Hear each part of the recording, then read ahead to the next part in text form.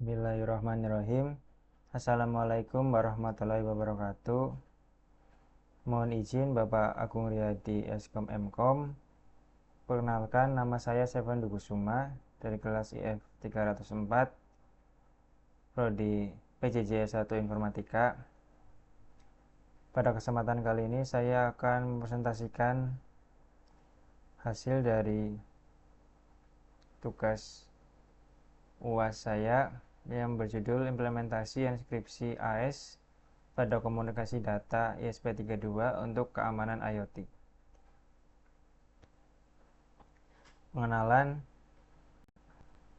Internet of Things telah menjadi teknologi yang mendominasi berbagai sektor, mulai dari industri hingga rumah tangga.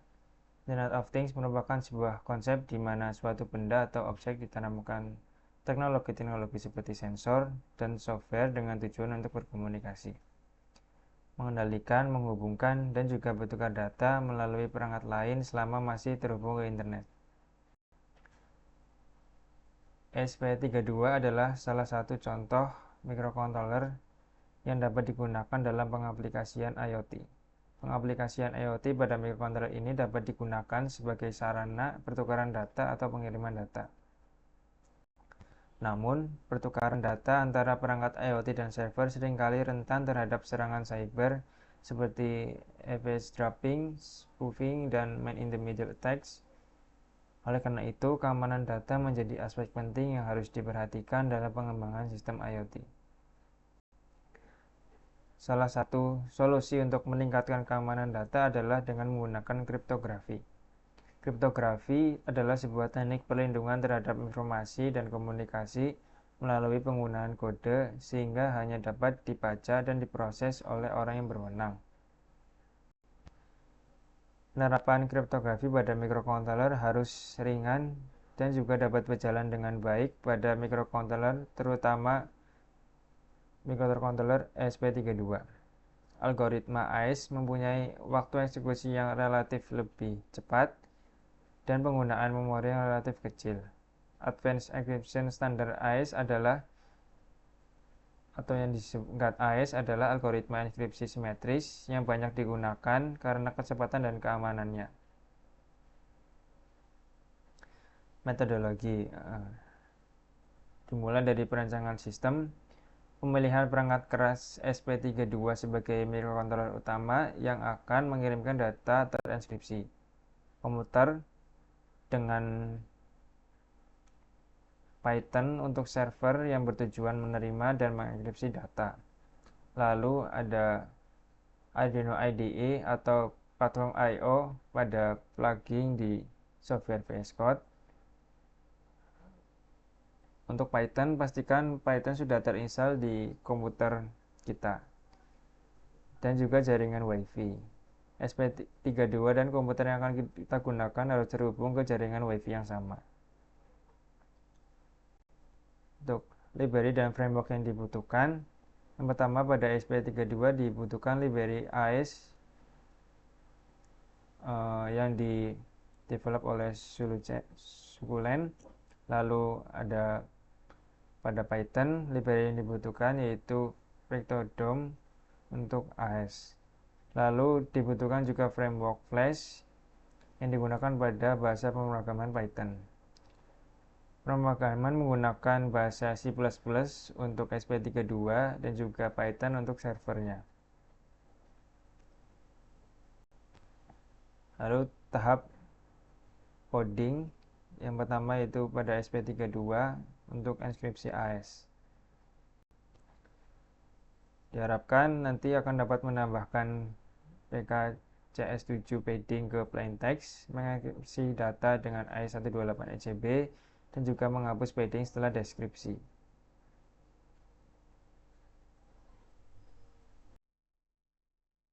Berikut ini adalah hasil atau script dari coding untuk ESP32. Di sini saya menggunakan tools atau software Arduino IDE untuk mengcompile coding dan menguploadnya ke ESP32. Di baris pertama di sini kita mengincludekan library WiFi, lalu library untuk koneksi HTTP, lalu yang utama adalah library AES yang di-develop oleh Sukulent, lalu library base64. Lalu selanjutnya kita mengkonfigurasi WiFi sesuai WiFi yang akan kita koneksi dan juga WiFi yang terkoneksi oleh komputer yang dijadikan server. Lalu untuk server URL-nya kita ganti dengan alamat IP yang sesuai dengan alamat IP komputer yang digunakan sebagai server Python kita. Di sini IP saya sudah saya samakan dengan IP komputer saya. Lalu ada kunci dari kriptografi AES. Kunci ini harus sama dengan yang ada di server. Lalu kita akan membuat objek untuk AES. Lalu selanjutnya kita masuk ke file setup. File setup adalah program yang akan pertama kali dijalankan oleh SP32 dan hanya dijalankan sekali saja. Sini kita memulai koneksi WiFi, lalu jika berhasil akan menampilkan lalu kita menginisialisasi variabel yang berisi hello server, lalu kita akan padding data dan menambahkannya, lalu AES akan menghasilkan output sejumlah 16 byte. Lalu kita akan memulai enkripsi data, lalu kita membuat sebuah perulangan, lalu konversi data yang terenkripsi kita enkripsikan atau konversi ke base64. Lalu kita akan mengirim data terenkripsi ke server. Untuk void loop-nya kita kosongkan saja. Lalu kita membuat fungsi add padding yang berfungsi untuk menambahkan padding PKCS7. Lalu kita membuat fungsi untuk enkripsi datanya sesuai dengan kunci yang telah kita buat tadi. Lalu fungsi untuk mengirim data terenkripsi ke server.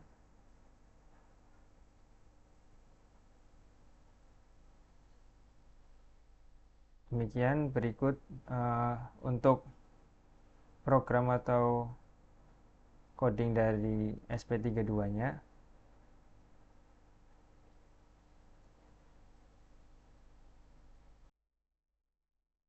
Lalu selanjutnya untuk coding servernya, yaitu penerimaan dari enkripsi datanya dengan Python Flask. Sini kita menggunakan Flask sebagai framework untuk membuat web server. Lalu request digunakan untuk menerima data yang dikirim ke server, misalnya data yang terenkripsi dari SP32. JSON file digunakan untuk mengirim respon dalam format JSON. Lalu AES sebagai library untuk enkripsi dan dekripsi menggunakan algoritma AES. Lalu unpad digunakan untuk menghapus padding dari data yang dekripsi.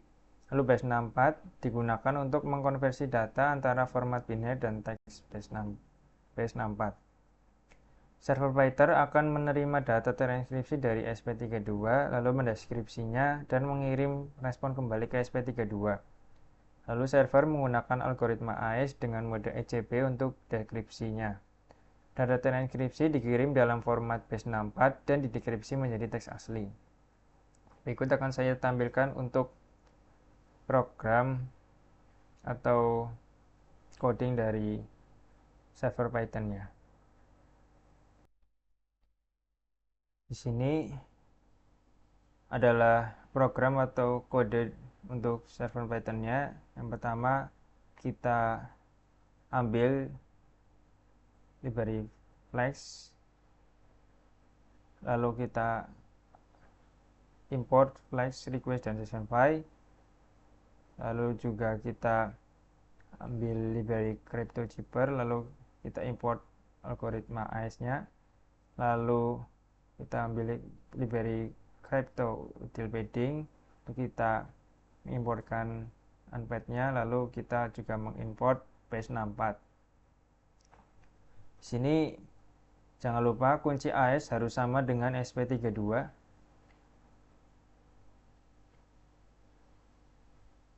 Lalu di sini ada fungsi untuk menenkripsi data.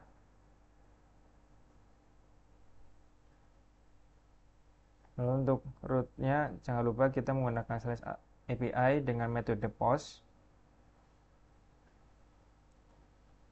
Untuk fungsi API sendiri, ini ada terima data transkripsi dari SP32-nya, lalu deskripsi data, lalu akan menampilkan data yang didekripsi dengan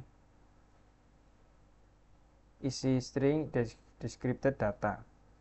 Lalu kita akan kirim respon ke SP32 dengan status sukses, lalu decrypted data.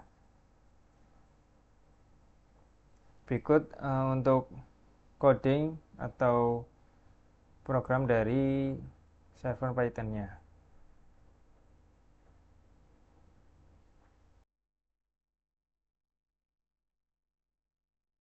Pada penelitian yang saya buat, implementasi encryption AES yaitu dengan menggunakan pustaka enkripsi AES pada SP32 dan juga pada server Python. Lalu juga ada pengujian enkripsi dan dekripsi data. Lalu selanjutnya saya akan mempraktekkan atau mensimulasikan hasil dari penelitian yang saya buat. Baik, di sini saya akan mengupload program untuk SP32-nya. Di sini kita klik button upload. Pastikan SP32 sudah terhubung ke komputer. Dan pastikan berada pada port yang benar. Kita klik upload.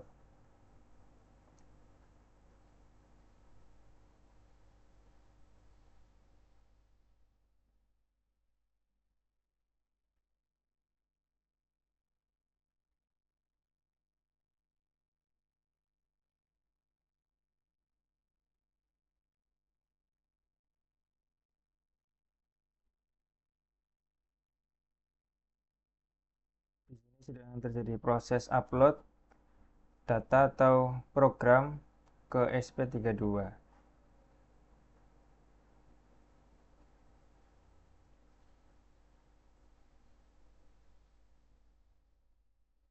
Pada proses ini data sudah mulai terupload ke SP32.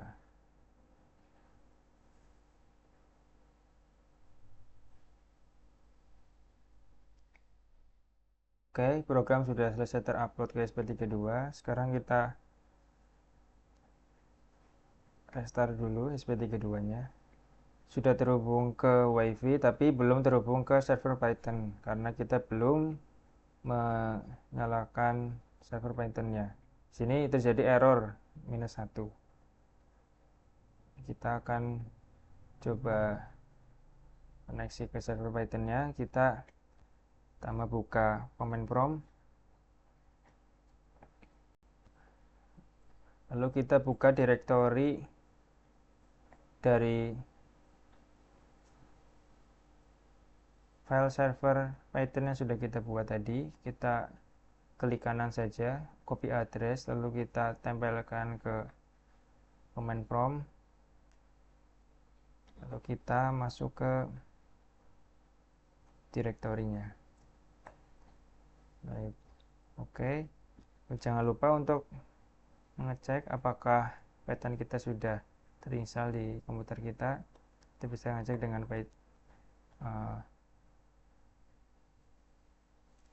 mengecek versi dari Python sudah terinstall. Lalu selanjutnya di sini saya membuat sebuah virtual environment.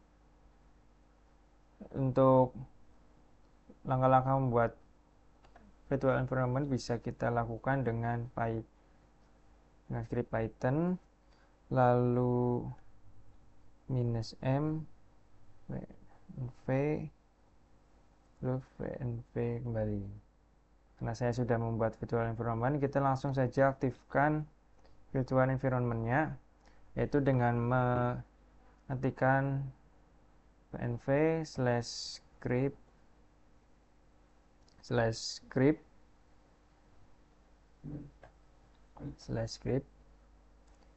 lalu /activate seperti ini. Kita enter. Sepertinya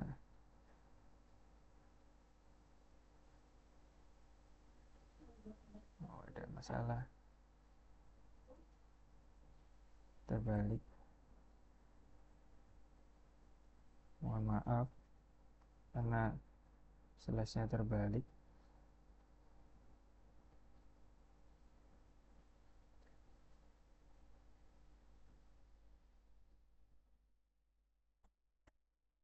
Kita sudah masuk ke virtual environment project, sudah saya buat. Lalu selanjutnya kita coba publish apakah library PyCryptodome sudah ada.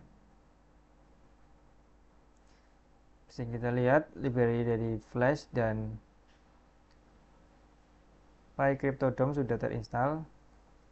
Selanjutnya kita tinggal menjalankan server Python-nya. Kita bisa ketikkan Python, lalu ketikkan file kodenya yang sudah kita buat tadi, yaitu dengan nama server.py. Kita enter.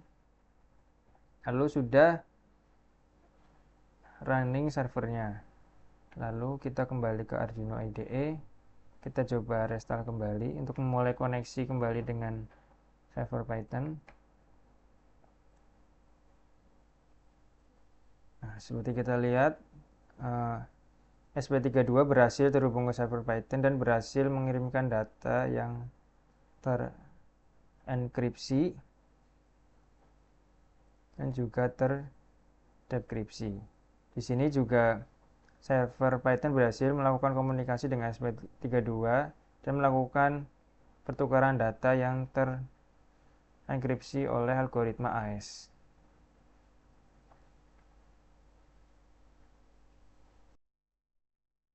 Selanjutnya, hasil dan pembahasan dari penelitian sudah kita buat tadi, yaitu pertama, SP32 berhasil terhubung ke WiFi. Untuk output dari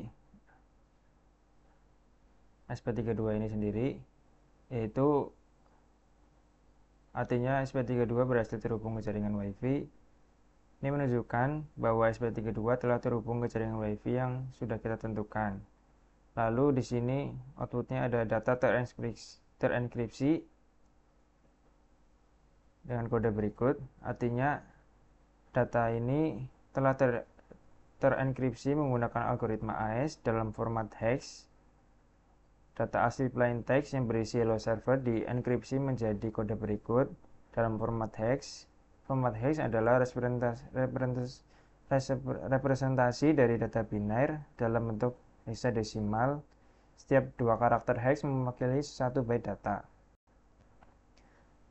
Lalu output dari data terenkripsi dalam kurung base64 dengan kode berikut. Artinya data ini telah terenkripsi sama tetapi dikonversi ke format base64. Karena base64 adalah format encoding yang digunakan untuk mengirim data biner melalui protokol yang hanya mendukung teks seperti HTTP. Data terenkripsi berikut dikonversi menjadi data berikut dalam format base64. Format base64 lebih kompak dan mudah dikirim melalui jaringan. Lalu respon dari server itu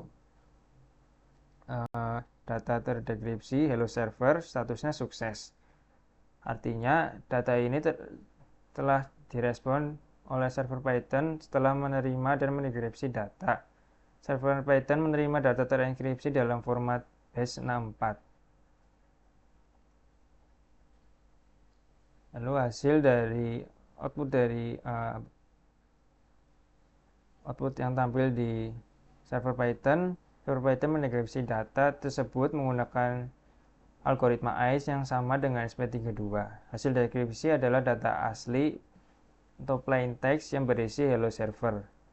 Server mengirim respon JSON kembali ke SP32 dengan pesan sukses dan data yang dideskripsi.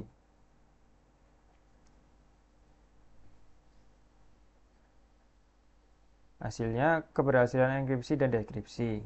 Hasil pengujian menunjukkan bahwa enkripsi dan dekripsi dengan algoritma AES berhasil dilakukan pada kedua sisi, yaitu SP32 dan server Python. Data yang dikirimkan aman dari serangan eavesdropping karena hanya dapat dibaca setelah didekripsi. Lalu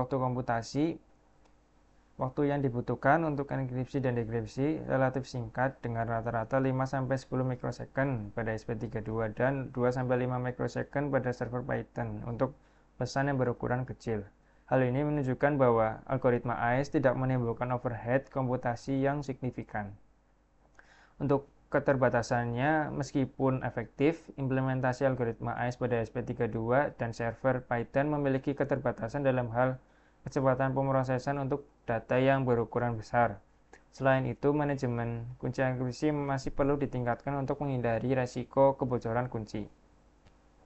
Kesimpulannya, implementasi enkripsi AES pada komunikasi data antara SP32 dan server Python terbukti efektif dalam meningkatkan keamanan Internet of Things. Algoritma AES memberikan tingkat keamanan yang memadai tanpa menimbulkan overhead komputasi yang besar. Performa SP32 tetap optimal meskipun menerapkan enkripsi AES.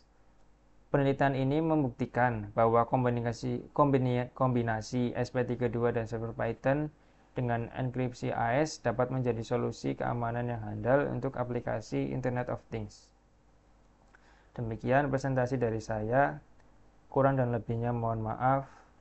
Terima kasih. Wassalamualaikum warahmatullahi wabarakatuh.